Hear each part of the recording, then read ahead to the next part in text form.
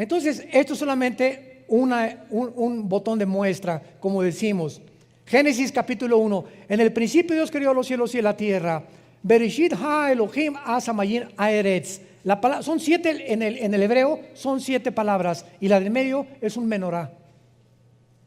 3 a la izquierda y 3 a la izquierda, y en medio el 7, que es Jesús. Porque 3 a la derecha y 3 a la izquierda del menorá es el número del hombre. Fuimos creados en el sexto día. Y cuando Jesús entra en nuestra vida, pasamos de la mundanalidad a la espiritualidad con Jesús. ¿Qué es lo que significa el menorá? Y es el símbolo de vida nueva para el mundo. Es un menorá, vida nueva para el mundo. Ustedes entienden por qué lo tenemos como símbolo también. Muy bien, estos solamente son botoncitos de muestra. para que de veras se agarren y digan, ah, caray, esto está sabroso, ¿verdad? Qué rico está el postre. Muy bien, de la misma manera que esto es claro en el Antiguo y el Nuevo Testamento, en el Nuevo Testamento llega Jesucristo y comienza a hablar en parábolas. ¿Qué son las parábolas? Son comparaciones de cosas terrenales con espirituales o viceversa. Entonces Jesús comienza su ministerio. El sembrador, Mateo 13, salió a sembrar y una semilla cayó junto al camino, otra en espinas, otra en rocas y la cuarta dio fruto. Y la gente que lo escuchaba, ¿qué fue lo que escuchó? La tierra, semilla, un sembrador, espinas y piedras. Y no encontraron más que, qué bonito cuento.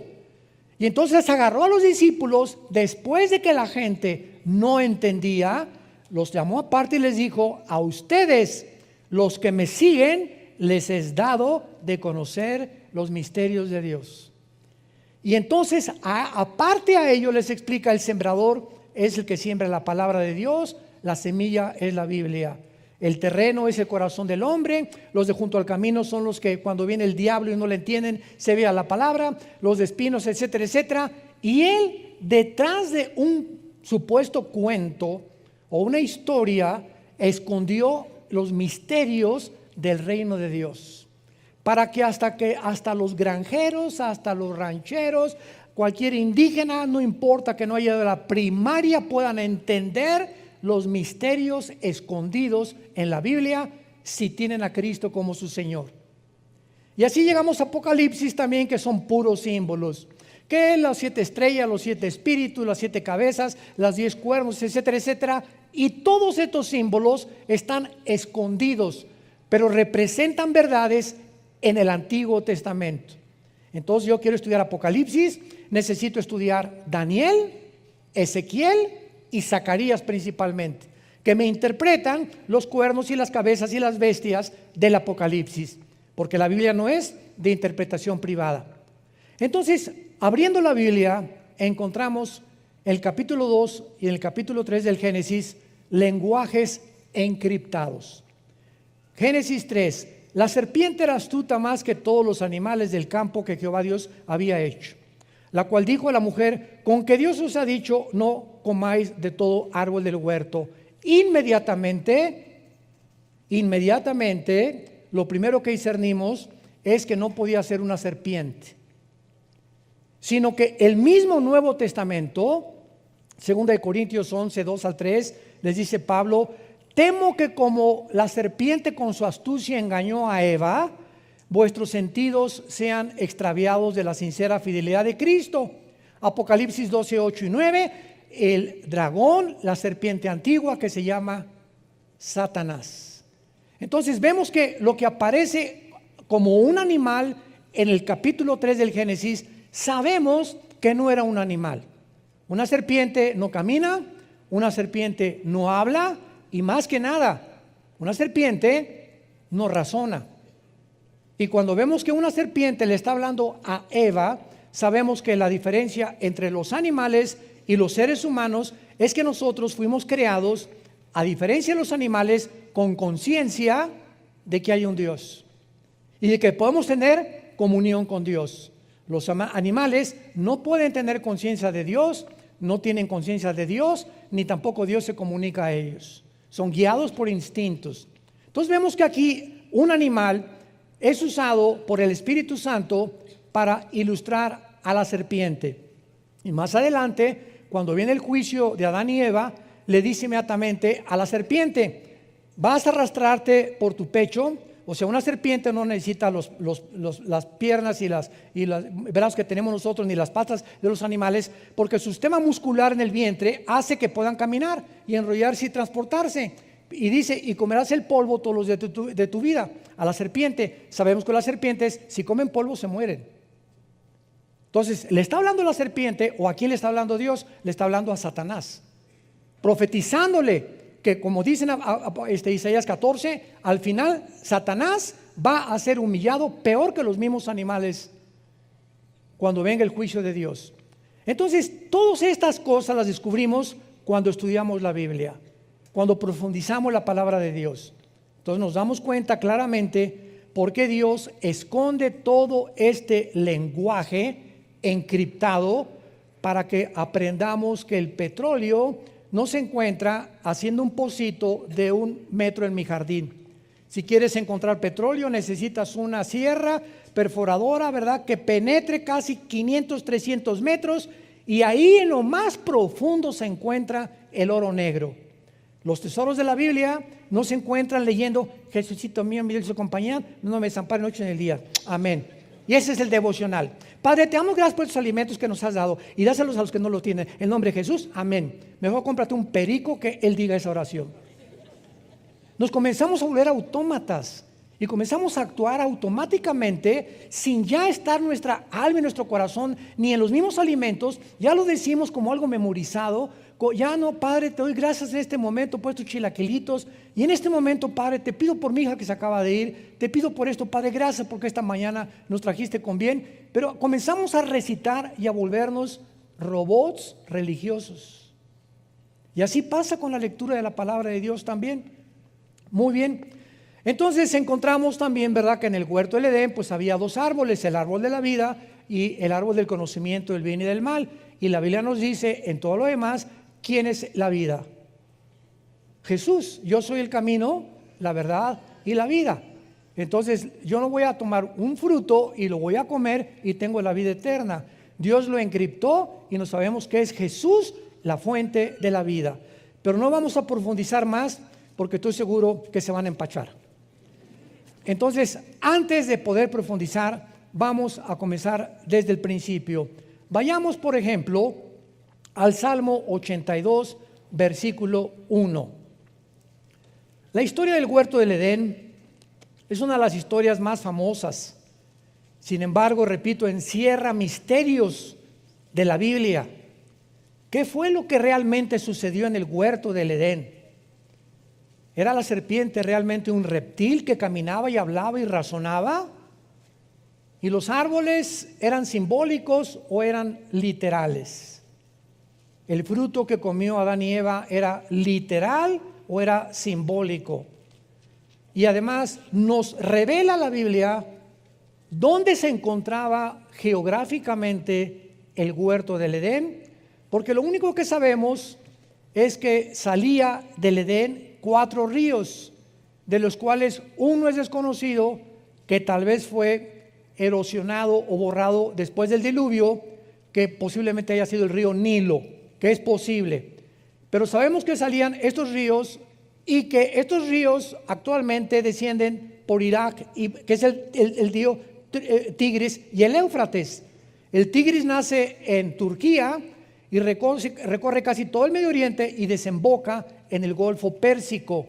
Entonces nos damos cuenta que, como se encuentra ahorita, si agarro un mapa ahorita y pongo a Israel, y pongo a Jordania, y pongo a Irak, y pongo a Irán, y pongo a Líbano, estas naciones que nosotros vemos geográficamente divididas por fronteras, fueron divididas después de 1920. Antes de 1920, la división geográfica que tiene el Medio Oriente ahorita no existía. Y antiguamente Irak y Siria eran la misma nación. Se le llamaba la nación Asiria, y por eso se llama la Mesopotamia. Esto es muy importante.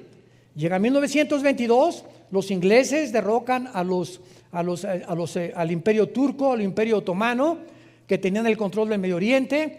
los ingleses toman el control del Medio Oriente, viene la declaración Balfour de los ingleses, proporcionándoles a los judíos el derecho de regresar a la tierra, pero pasaron cientos de cosas que impidieron que regresaran, y entonces viene la Segunda Guerra Mundial. Hitler mata a 6 millones, y ante este espectáculo, ¿verdad?, nos damos cuenta que comienza el Medio Oriente a ser dividido, y todas las naciones que forman ahorita el Medio Oriente, de 1925 a 1950, 48, 50, fueron divididas por las Naciones Unidas.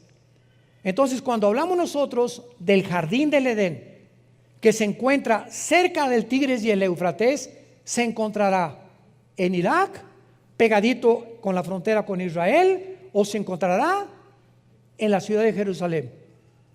¿Qué nos dice la Biblia? ¿Dónde se encontraba el Jardín del Edén? Porque en el Jardín del Edén, escúchenme, fue el primer lugar donde Dios se comunica con el ser humano. El primer lugar geográfico donde Dios se comunica con el ser humano. Después se rompe la comunión del ser humano con Dios, ¿y qué hace Dios? Dice en Éxodo 25, versículo 8, que Dios les ordena construir el tabernáculo. ¿Para qué? Para que esta comunión que se había roto en el Jardín del Edén continuara a través del tabernáculo en el lugar santísimo, donde Dios escogió para morar mientras peregrinaban en el desierto. Después desaparece el tabernáculo, y entonces viene el templo de Salomón, que fue el que destruyó antes de Herodes. Herodes lo vuelve a reconstruir otra vez, pero Dios siempre está buscando la manera de tener comunión con nosotros. Y si Dios comenzó en Jerusalén, que posiblemente, vamos a verlo, que Jerusalén tenía el huerto de Getsemaní, lo más seguro que el Jardín del Edén se encontraba en el huerto de Getsemaní. Era el lugar donde Dios se encontró con su Hijo y donde fue crucificado, donde comenzó la humanidad y la comunión con Dios. Dios regresará otra vez al mismo lugar a habitar en medio de nosotros. Por lo que podemos asegurar y adelantarnos que es posible, pero tenemos que demostrarlo bíblicamente, porque no es de interpretación privada, que posiblemente el huerto del Edén se encontraba en la ciudad de Jerusalén. Pero antes, más sorpresas. ¿Ya se abrocharon el cinturón? Bueno, Salmo 81. Vamos a ir con calma, porque si no, como dije, decía mi abuelita, te empachaste. ¿Qué es el empacho, verdad? Cuando comemos demasiado y la digestión no se hace posible. ¿Y qué pasa cuando de repente una verdad nos es revelada por el Espíritu Santo y yo no estoy preparado desde antes a comenzar en una orquesta, una sinfónica? Hay la obertura. Viene lo del medio y viene un clímax, tan al final, la novena sinfonía de Beethoven o la 10ª sinfonía de Beethoven, y viene el clímax. Imagínense que el director comenzara con el ¡pum! Con el clímax, no, ¿verdad? Sino que comienza la sinfónica, tararán, tararán, tararán, tararán, y nos va llevando los que aman la música clásica, y siempre en las oberturas y las sinfónicas hay un clímax. Los músicos lo saben. Y así nos lleva Dios. No nos lleva Dios y nos dice a un niño de 3 años, ¿cuánto es la raíz cuadrada de 27? Y el niño, ¿perdón? Apenas sabe multiplicar y dividir. Entonces, así es la Biblia. Cuando hablamos de muchas cosas demasiado profundas, que ya estamos grandecitos para aprenderlas, es cuando comenzamos a girar, y si no explicamos desde la A, la B, la C y la D, se empachan. No hay una palabra teológica para esto, más que se marean o les cayó mal o no han digerido espiritualmente lo que la Biblia dice. Romanos 82, Salmo 82. Dios está en la reunión, no oigo. No oigo. No tengan temor, dicen, no le saque. ¿Está en la reunión de qué? ¿Nunca te has preguntado eso? ¿Cuáles dioses? ¿Qué acaso Jehová, Dios, Deuteronomio 6, del 8 al 10, Shema Yisrael, Adonai Eloheinu, Adonai Echad, oye Israel, el Señor Dios, Jehová tu Dios, uno es? ¿Qué no es uno Dios? ¿Quiénes son estos dioses que continuamente habla la Biblia? ¿Y cómo es posible que diga que Dios, porque apúntalo, la palabra Dios es Eloah,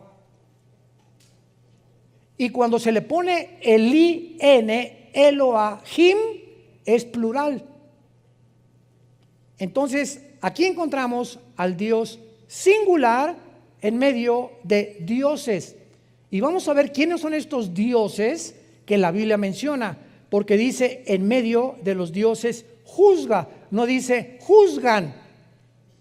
O sea, lo primero que encontramos es la palabra traducida a Dios o Dios es Elohim, que es una de las palabras más usadas en el Antiguo Testamento, porque en Éxodo 2:21-6 se traduce jueces.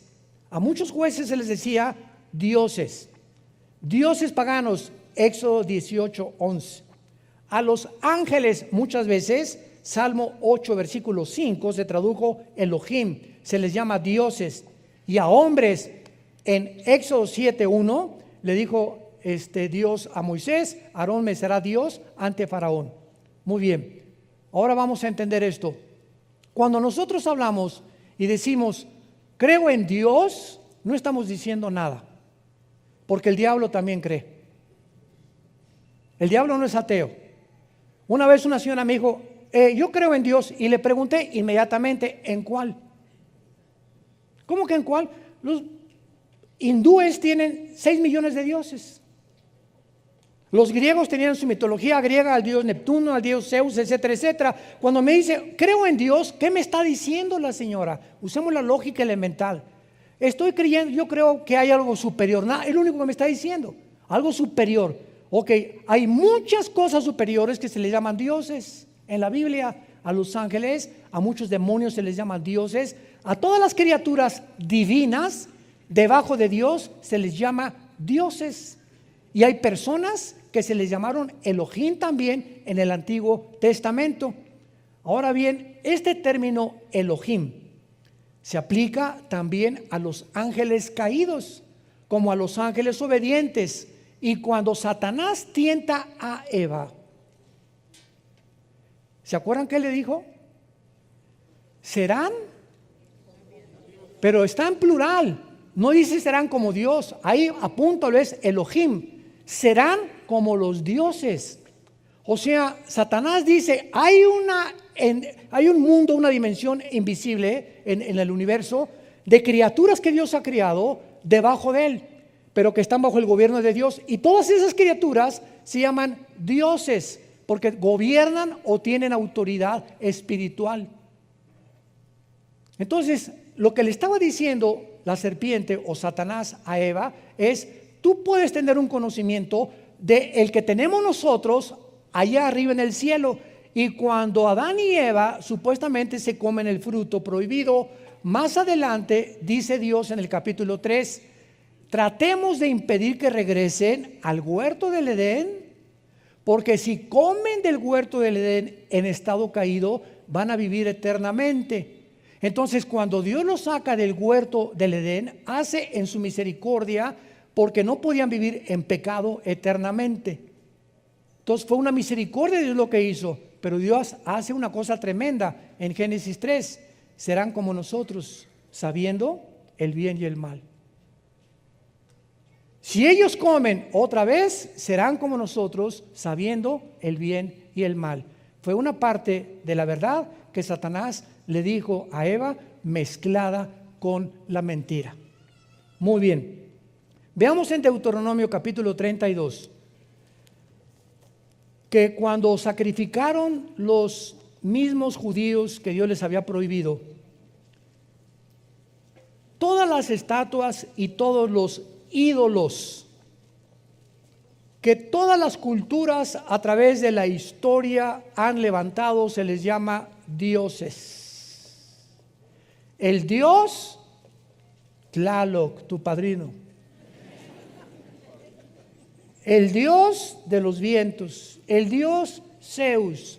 Al diablo se le conoce como un dios también. Entonces, cuando decimos Dios, ¿qué queramos decir? Un ser superior nada más. Entonces, cuando yo digo creo en Dios, no digo nada. Creo en Dios, el Padre de Jesucristo, mi Señor y Salvador. Ya estamos aterrizando. Es el único Dios vivo y verdadero. Los demás no tienen el poder que tiene el único Dios. Y su nombre no es Dios, es Yahweh, que es yo soy el que soy. Ese es el nombre de Dios. No es Pancho, no es Miguel, no es Dios. Él es el Dios y Padre de Jesucristo, o el Padre de Abraham, de Isaac y de Jacob. Así aterrizamos y nos ponemos exactamente en la atmósfera adecuada para poder realmente entender la Biblia y a quién le estamos orando. Porque hay mucha gente que ora, dice a Dios, y le están orando al mismo diablo y a los mismos demonios. Lo vamos a comprobar. Deuteronomio 32, versículo 17. Dice Moisés: sacrificaron a los demonios y no a Dios. A dioses, o sea, a los demonios, se le está llamando dioses. A dioses que no habían conocido, a nuevos dioses, otra vez ponle ahí, es Elohim, venidos de cerca, que no habían temido nuestros padres. ¿Ya van avanzando? ¿Ya van descubriendo que esa palabra Elohim no habla más que en plural de dioses, y Dios singular Eloa?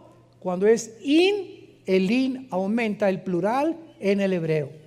Entonces nos damos cuenta que cuando muchas personas se hincan delante de una estatua, de una virgen o de un santo, o si, nuestra hija Natalia, que acaba de casarse, se fueron a Bali en luna de miel.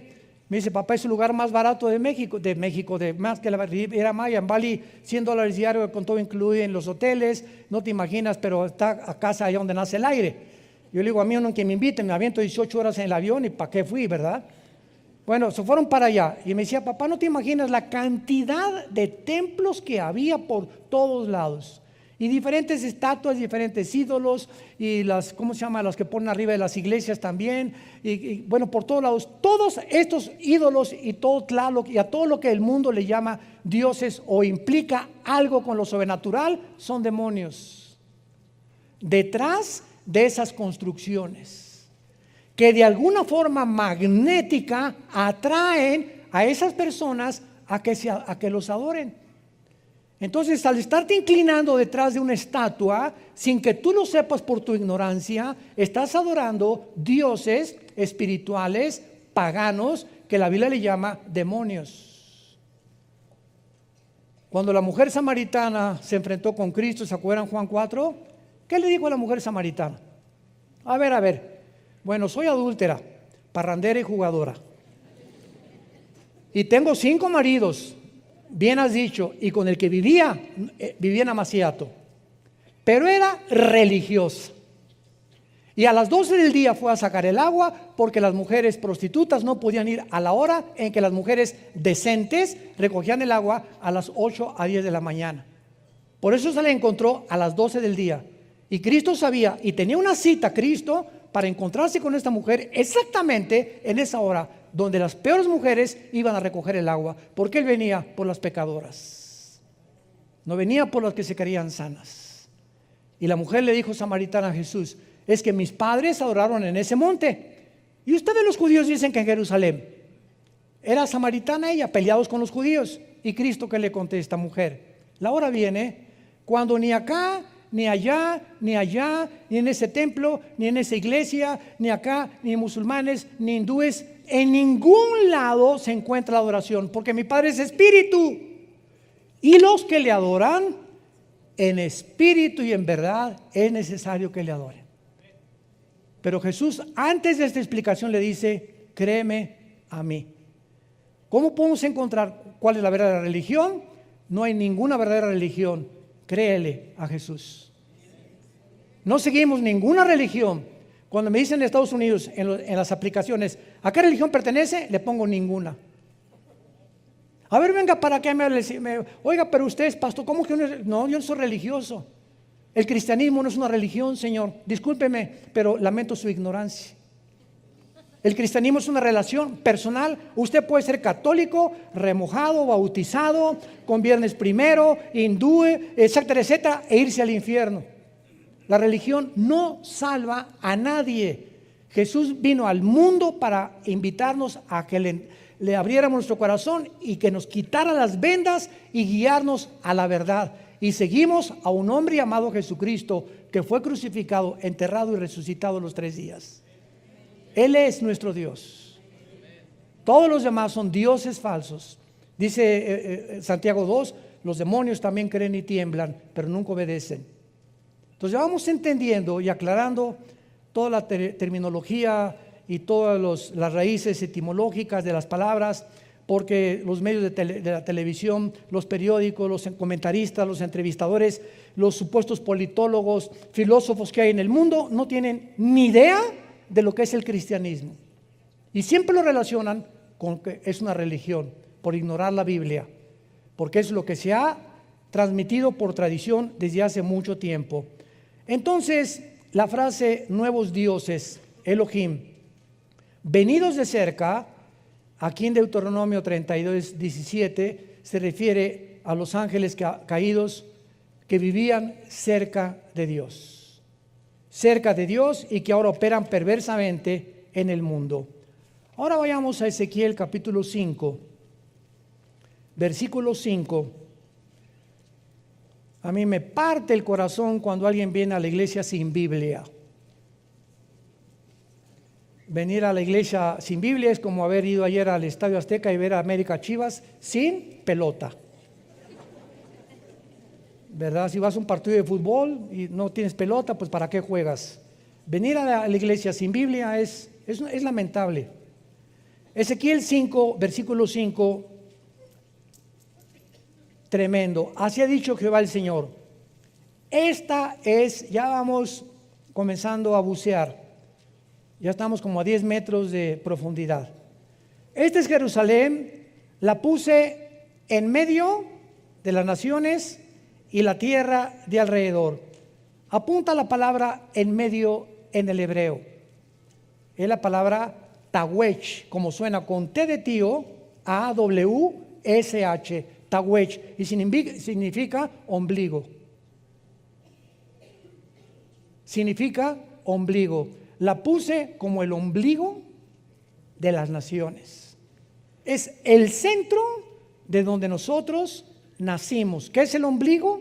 La parte física de mi anatomía que tenemos aquí, el agujerito que tenemos aquí, y con el cual estábamos conectados en la antigua vida, cuando estábamos en el líquido simniótico, ¿verdad?, de mamá.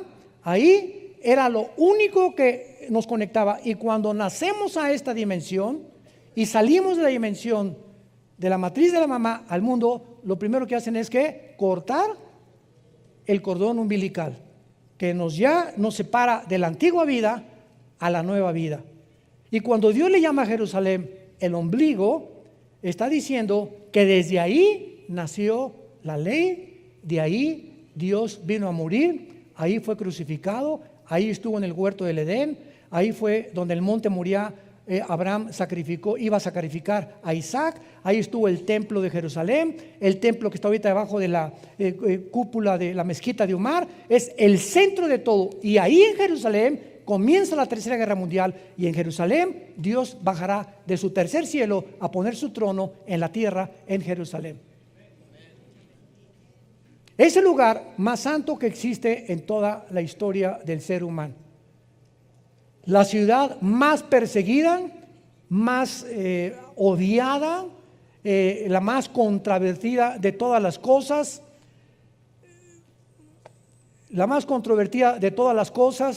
y la ciudad que está ahorita a punto de convertirse en la manzana de la discordia del mundo entero.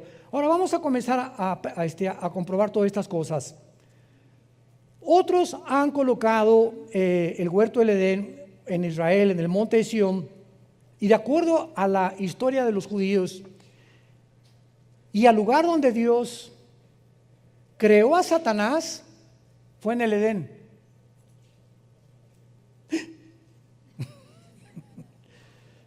Ezequiel 28, denles una vuelta ahí nada más a las páginas, vayamos al capítulo 28 de Ezequiel. Y antes de que nosotros fuéramos creados, o nuestros primeros padres Adán y Eva, en el huerto del Edén, ese lugar geográfico fue el lugar de la creación de la criatura espiritual más sabia poderosa, magnífica, bella, inteligente, que se llamaba Lucifer.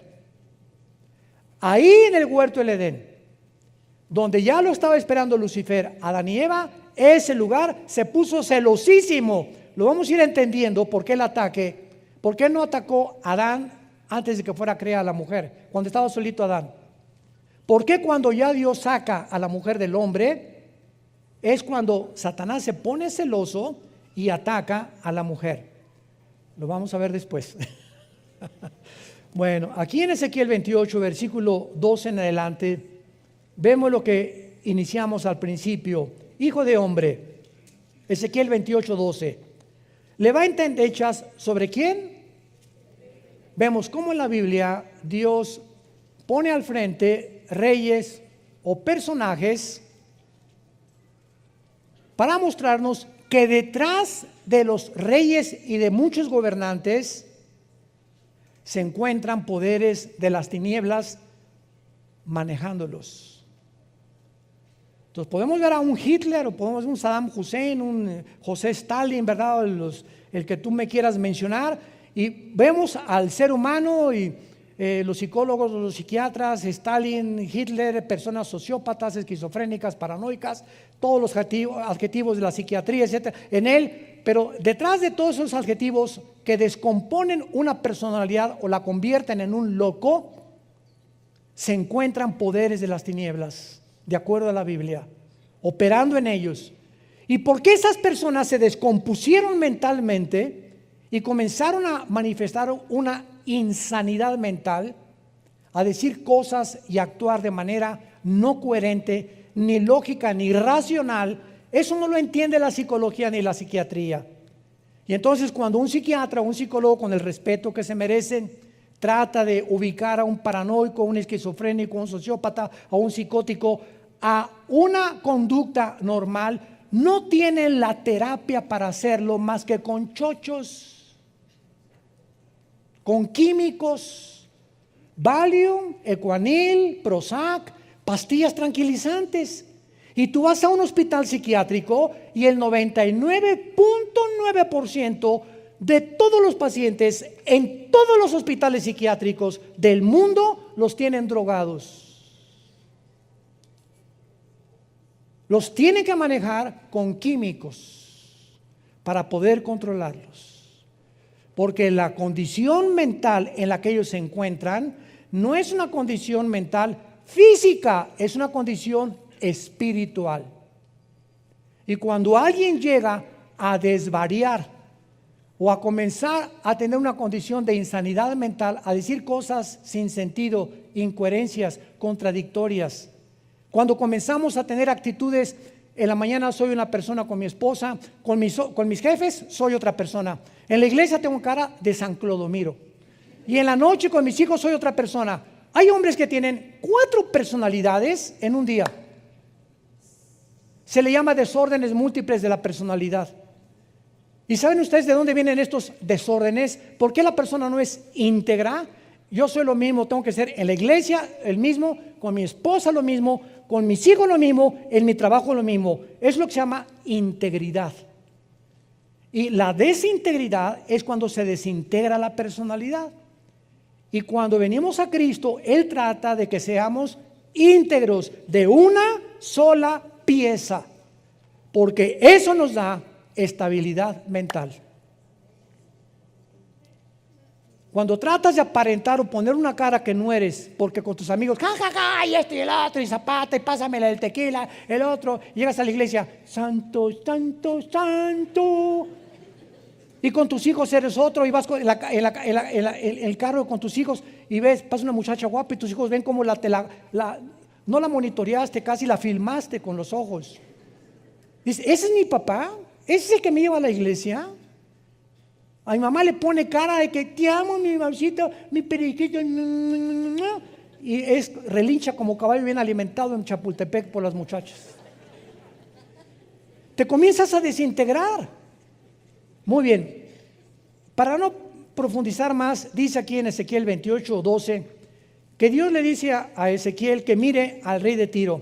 Pero inmediatamente vemos lo que le dice Dios a Ezequiel, que le diga al rey de Tiro: tú eras el sello de la perfección. Esto no puede ser literal. ¿Se dan cuenta cómo comenzamos a descubrir qué es literal y qué simbólico, es metafórico? No hay ningún rey de Tiro, ningún ser humano perfecto, más que Jesucristo. Tú eras el sello de la perfección, lleno de sabiduría y acabado de hermosura. Ya parecía que se parecía el rey de Tiro a Rambo. En Edén, en el huerto de Dios estuviste. Y en ese tiempo, Ezequiel, ya no existía el huerto de Dios ni el Edén. Conclusión, vamos bien. No está hablándole a un humano, está hablándole a una entidad espiritual representado por un rey para podernos revelar de quién está hablando. Ahora acuérdense de una cosa: el huerto del Edén, Dios no creó, síganme con mucho cuidado, a Adán en el huerto del Edén.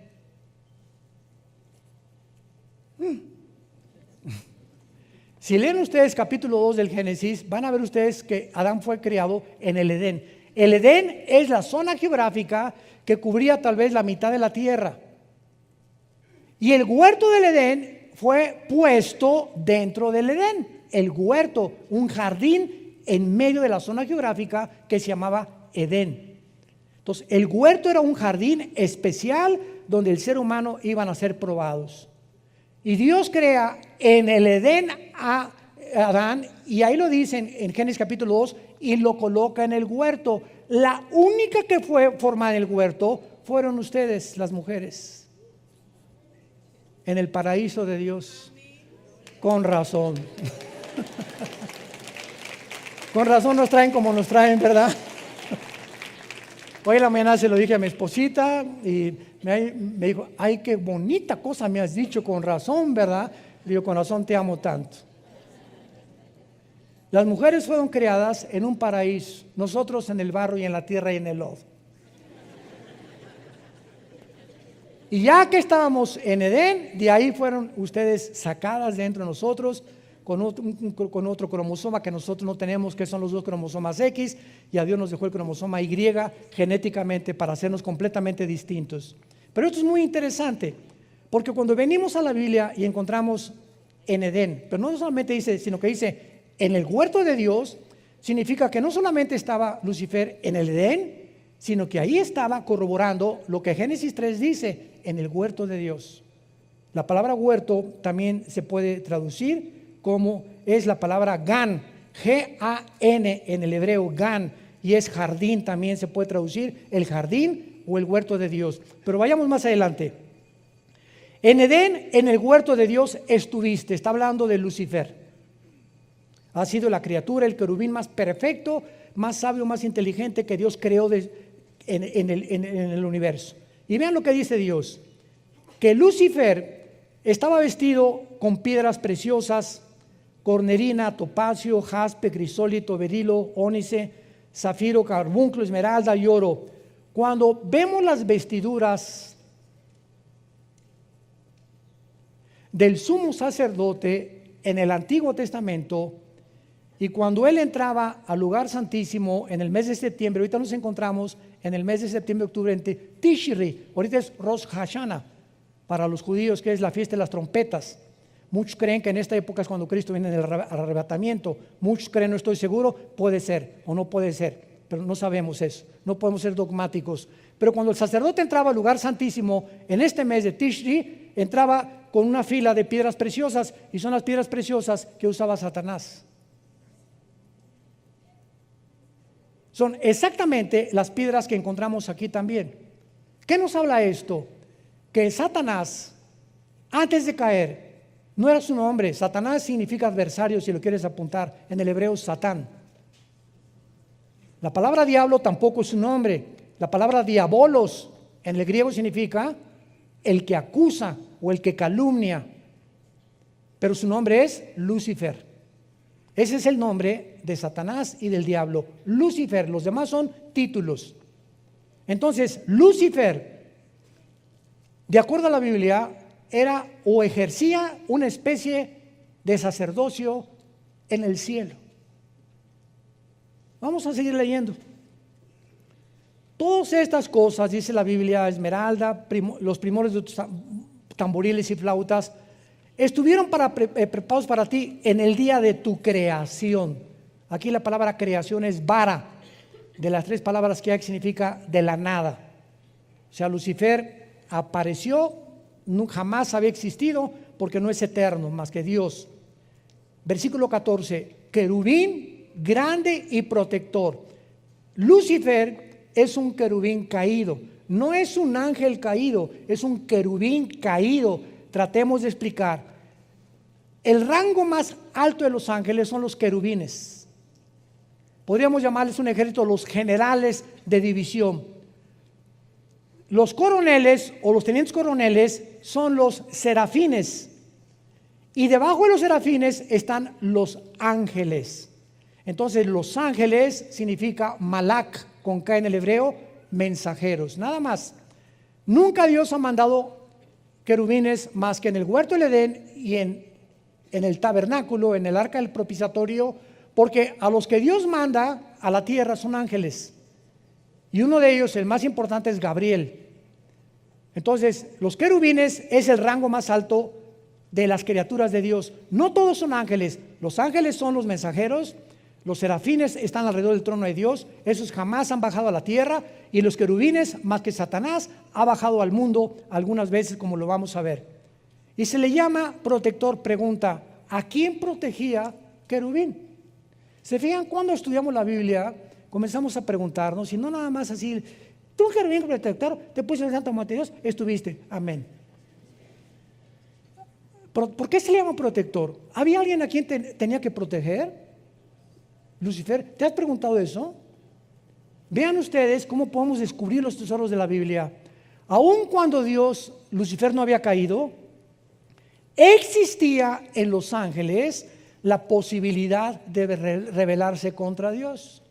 La misma capacidad que tenía Adán y Eva, que fueron creados sin pecado, pero con la posibilidad de rebelarse contra Dios. O sea, los ángeles podían pecar. Adán y Eva podía pecar. Cristo, cuando fue tentado por el diablo, pregunta, ¿podía pecar? No, no podía pecar porque es Dios. Y él no fue tentado en su divinidad. Cristo no podía pecar. Entonces, cuando Dios lo enfrenta con Satanás a Cristo, no era para probar si él podía pecar, porque Dios sabía que no podía pecar, él era Dios, era su hijo, sino para demostrar que no podía pecar. Es como cuando un ingeniero hace un puente y lo inauguran y prueban el puente, no para ver si se va a caer, para demostrarle al mundo que el puente fue construido para que no se caiga. Entonces, Cristo no podía caer en tentación porque Él era Dios. Esto es muy importante en la teología, a los que estudian teología. Entonces, Satanás sí podía caer, y Adán y Eva sí podían caer, y cayeron. Entonces, Lucifer estaba cuidando que cuando hubiera una rebelión en el cielo, él protegiera a Dios.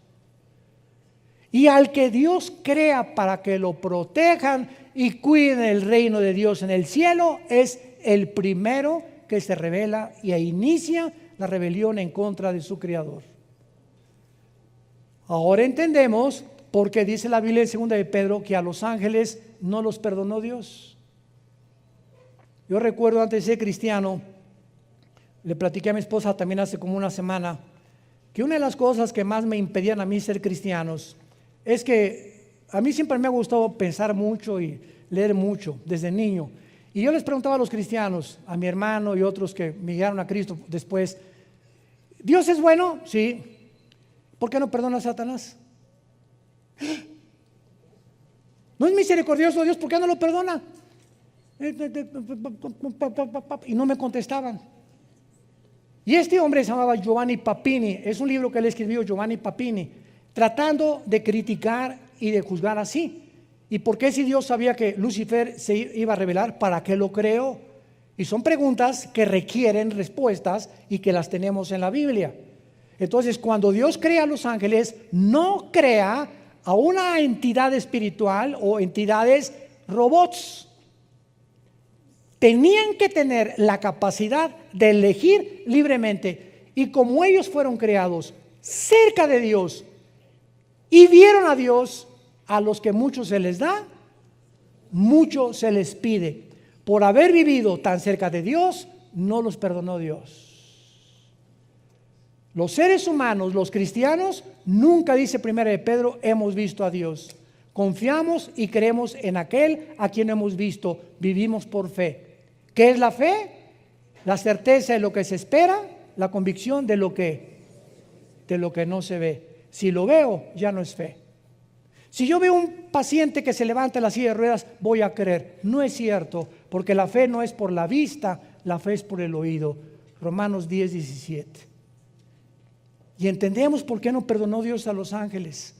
Y cuando venga el infierno y el lago de fuego, ya no va a haber tampoco misericordia en el juicio final para los seres humanos, que Dios les brindó la oportunidad, como te la brinda en esta tarde, de venir a una cruz y que escojas la vida en lugar de la maldición, simplemente porque te encarcelaste en tu orgullo, en tus pecados, en tu dureza de tu corazón, y por ello serás responsable de las consecuencias de tus acciones y tus palabras en el día del juicio. Tú, querubín grande y protector, te puse en el santo monte de Dios. El santo monte de Dios es Jerusalén.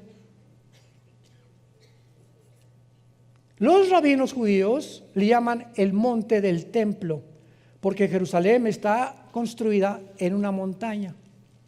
Cuando vayamos a Jerusalén el año que entra, vamos a ver todo eso geográficamente, con PowerPoint y todo. Es un viaje maravilloso en junio del año pasado. Inscríbanse los que puedan ya desde ahorita. Va a ser un viaje, a lo mejor será el último que hagamos, no lo sabemos, ¿verdad?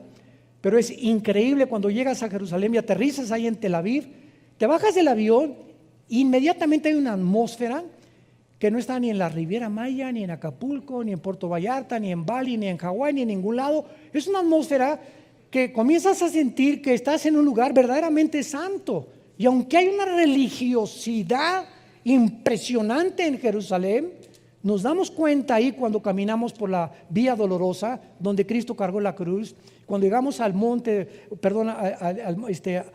donde fue enterrado Jesús, y al huerto de Getsemaní y todas esas cosas, sientes inmediatamente, de veras lloras. Hay una sensación en el aire que te hace llorar porque estamos conectados con Dios. Y toda la demás gente que llega y todas las demás religiones como si nada, como fueran a Cancún, a Acapulco, o a Tasco, o a San Miguel Allende. Pero cuando eres hijo de Dios y estamos conectados con la dimensión espiritual de Dios, todo nos afecta porque sentimos inmediatamente que Dios nos está hablando en cada lugar donde vayamos a ir. Lo más importante de esto, para terminar, dice aquí en Ezequiel 28, y lo vamos a dejar de tarea para la próxima clase.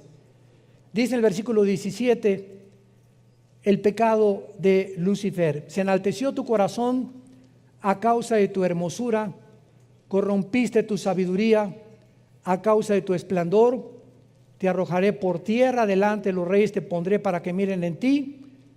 Por favor, pongan atención, versículo 18, con la multitud de tus maldades y con la iniquidad de tus contrataciones.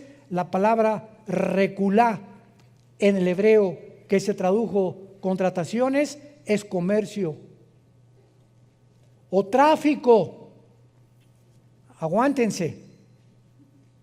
Traficaste, profanaste, y esta palabra chalal, C-H-A-L-A-L, chalal, significa violar. Y se usa en el Antiguo Testamento sexualmente. Traficaste y violaste. ¿Qué violó Satanás ahí arriba, Lucifer? ¿Con quién traficó? ¿Es posible que haya un tipo de reproducción de los ángeles? ¿Por qué dice en Génesis capítulo 3:15, tu semilla? Le está hablando a Satanás, tu esperma, la palabra ser en el hebreo es esperma. Tu semilla estará en enemistado contra la semilla de la mujer. Y nace Caín, y Caín no aparece en la genealogía de Lucas ni de Mateo como hijo de Adán. Desaparece el mapa Caín. ¿Habrá sido realmente, como dice 1 Juan 3, era hijo del maligno? Caín, de alguna manera traía la semilla de él. Y nuestra naturaleza que heredamos pecaminosa, ¿de dónde vino? Porque se transmite genéticamente por la sangre del pecado. Cuando nace un niño, no le dice Dios, ahora póngale pecado. No, los padres transmiten a sus hijos.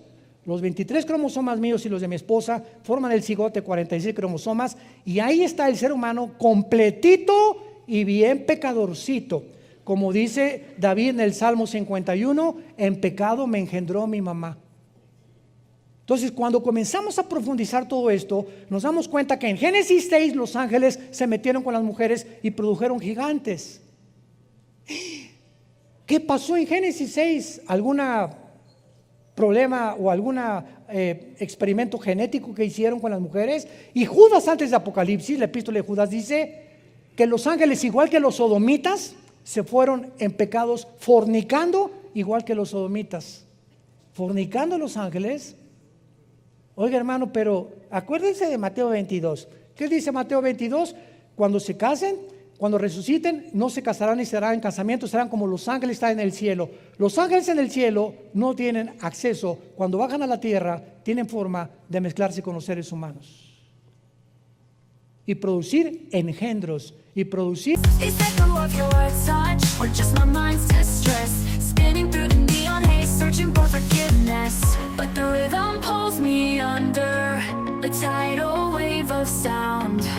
Washing away the heartache, I'm finally unbound. Lost in the electric currents, a symphony of light. Tonight I'm dancing with the shadows, and it feels so right.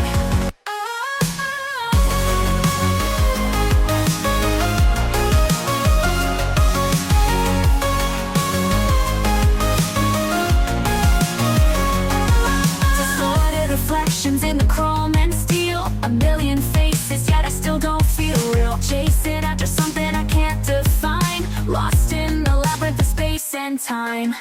This feeling's caught inside my chest, a kaleidoscope of doubt, I haven't found my rest.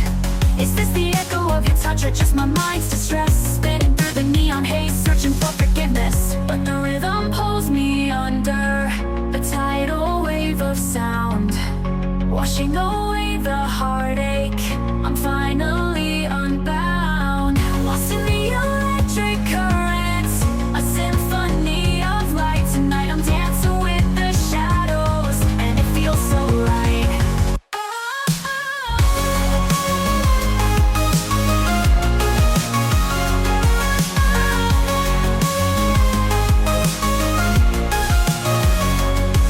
Fading in and out of focus, reality unwinds, surrendering to the rhythm, leaving the past behind. No more tears to stain my face, just a neon glow. In this electric sanctuary, finally let go.